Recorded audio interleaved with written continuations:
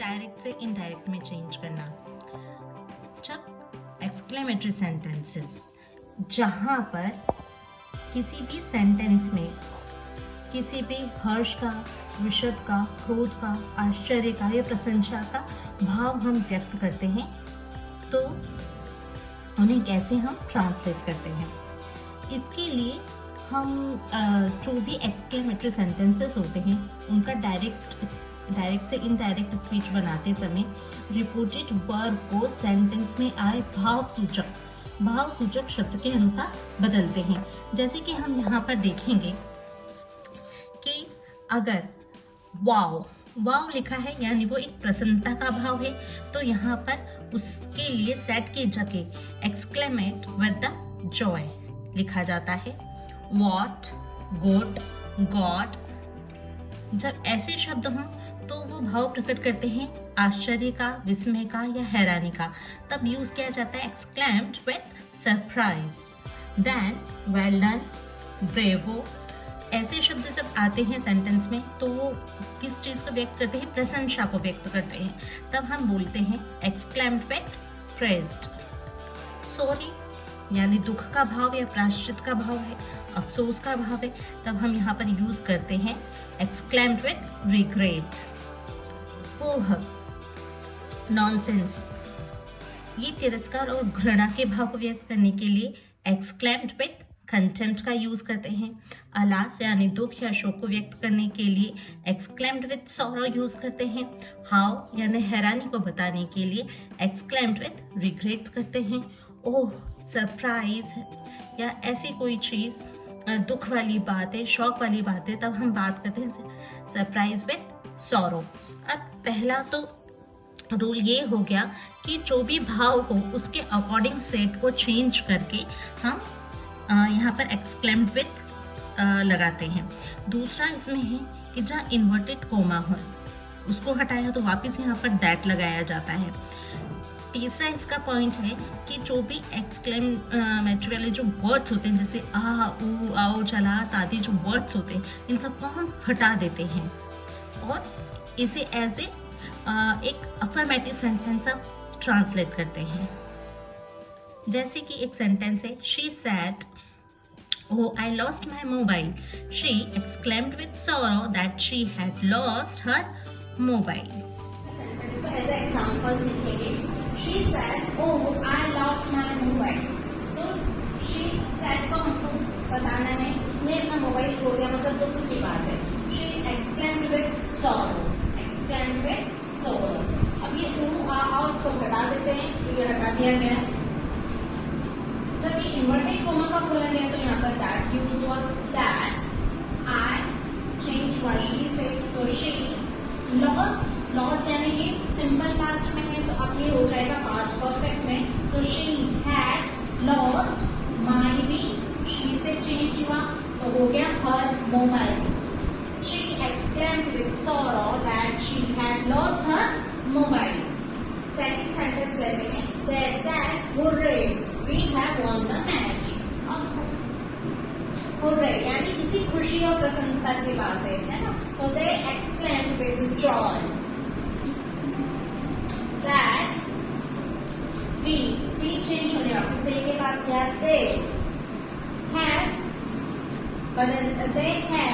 बदल जाएगा had में, क्योंकि हमें ये प्रेजेंट परफेक्ट में है, पास्ट परफेक्ट में करना है, तो they had won, third form won the match.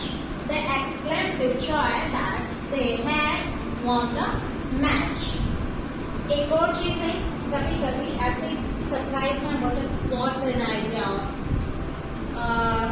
how beautiful it is, तो हम जब what और how आए तब इसके पत्ते में very, strong, great इस तरह की चीजें भी यूज करते हैं।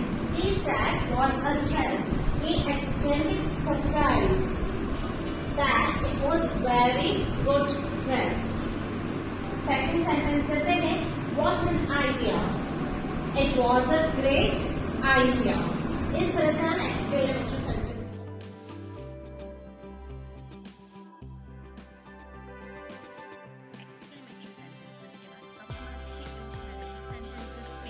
इम्पेरेटिव सेंटेंस में जब किसी सेंटेंस में कोई आज्ञा सूचक वाक्य हो, आदेश हो, सलाह हो या अनुरोध हो, तब हम इनका यूज़ करते हैं। जब हम generally do, come to me, go, upside, ऐसे हम जब किसी को कुछ करने के लिए कह रहे होते हैं, जब हम उसी बात को रिक्वेस्ट में कहते हैं तो हम बोलते हैं काइंडली डू, प्लीज, इस तरह से हम बात करते हैं।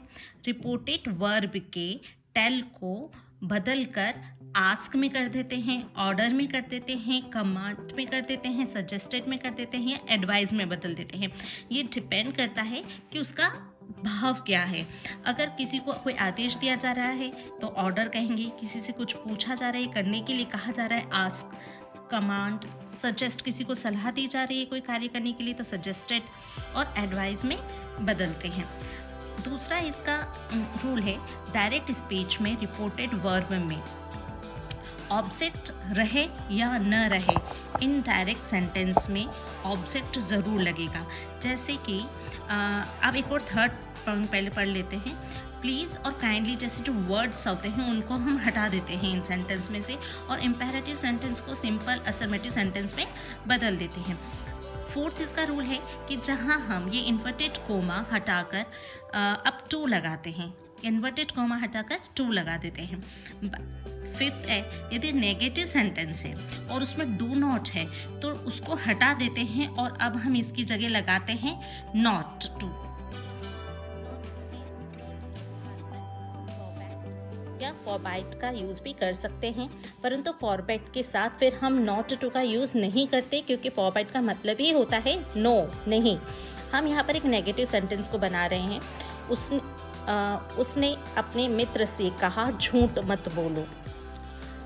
She said to her friend, don't tell lie। ये हमारा एक डायरेक्ट का सेंटेंस है, लेकिन जब इसको हम इनडायरेक्ट में बदलेंगे तो वो फ्रेंड से कहा जा रहा है तो फ्रेंड को हम सलाह देते हैं, तो यहाँ पर हम सजेस्टेड कर सकते हैं या एडवाइज कर सकते हैं। She advised her friend।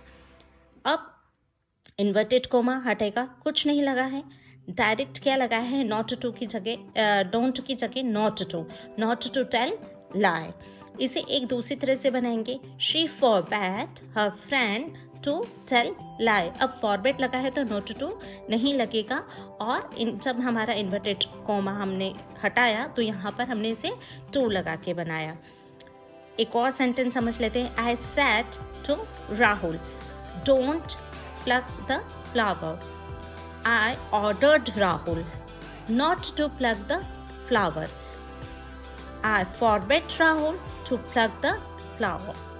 जब हमने यहाँ पर फॉरबैट लगाया तो नॉट टू नहीं लगाया, सिर्फ इन्वर्टेड कोमा हटा वहाँ पर टू लगाया है।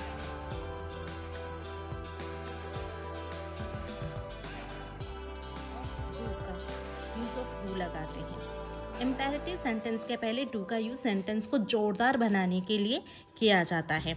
जैसे सेंटेंस को डायरेक्ट स्पीच में चेंज करते समय डू को हटा देते हैं।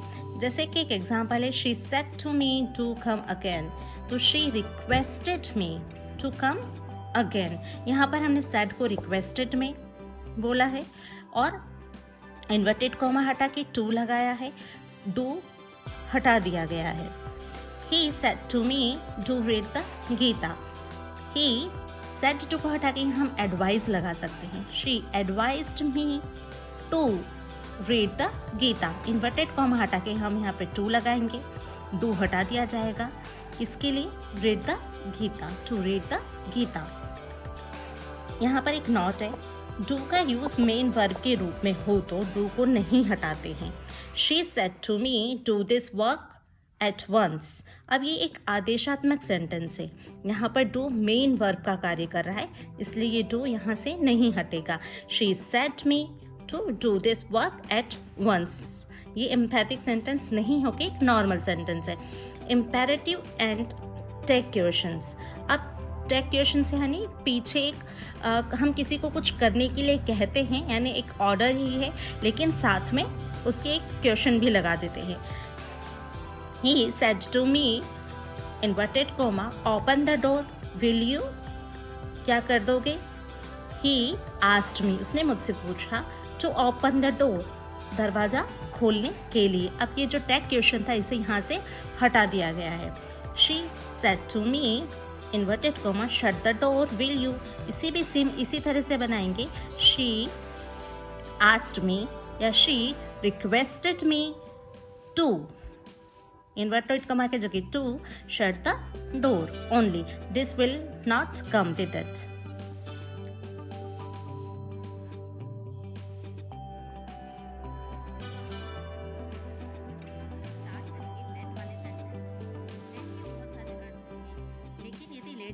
होने वाले वाक्य सजेस्ट या ऑफर का बोध हो तो हम सेट की जगह प्रपोज्ड यूज करते हैं. यदि प्रपोज और सजेस्ट के बाद ऑब्जेक्ट यूज करना हो तो प्रपोज और सजेस्ट के साथ हम टू बी का यूज करके इन सेंटेंसेस को बनाते हैं. फिर हम आते हैं इन्वर्टेड कॉमा हटाते हैं तो दैट लगता है और दैट की जगह शुड अप्लाई करेंगे. अब should used after pronoun. Example से समझते हैं. राधा ने सीता से कहा आइए पिक्चर देखें. Radha said to Sita let us go for watch a movie. Radha proposed Sita that we should go for watch a movie. अब यहाँ पर जो ये लेट था इसे हमने शुड में चेंज कर दिया है. लेट अस, ये एक सेंटेंस इस तरह से बना था तो ये अस वी होकर बाहर आया. We should go for watch a movie. I said to my colleague, let us complete project soon. I suggest my colleague that, inverted comma हटा के that लगा, that. us की जगह we लगा, we should, let को हमने अब should में change किया, should complete project. एक बात और ध्यान रखिएगा, जो ऑर्डर वाले वर्ड्स होते हैं, ऑर्डर वाले सेंटेंसेस होते हैं या इम्पेरेटिव सेंटेंस जो होते हैं, इनमें हम टेंस चेंज नहीं करते हैं. अगर हमारा रिपोर्टेड वर्ब पास्ट में भी हो तो भी हमारा रिपोर्टेड स्पीच जिस तरह से कहा गया है उसी तरह से बोला जाता है क्योंकि वो ऑर्डर वाले सेंटेंसेस होते हैं. इसको भी एक एग्जाम्पल से और समझ लेते हैं. जैसे government said to citizen let make India clean. Government proposed citizen. अब ये पास्ट में है बट ये हमारा नहीं बदला. यहाँ पर हम अपने पास से लेकर आए. सिटीज़न, हम सिटीज़न ही हैं तो हम अपने पास से अपना सब्जेक्ट लाएं. We should make India clean. जब विश और डिज़ायर की बात हो, Meera said let me take 2 chocolate. Meera wished that she should take 2 chocolate. The student said let's me take copy first. The student wished that she should take copy first. इस तरह से हम इन्हें चेंज करते हैं. She said let him be my friend. She wished that he should be her friend. ये किस तरह से यूज़ किया है जब बाद में हमारे हमने प्रपोज और सजेस्ट के बाद हमको जैसे ऑब्जेक्ट यूज़ करना है तो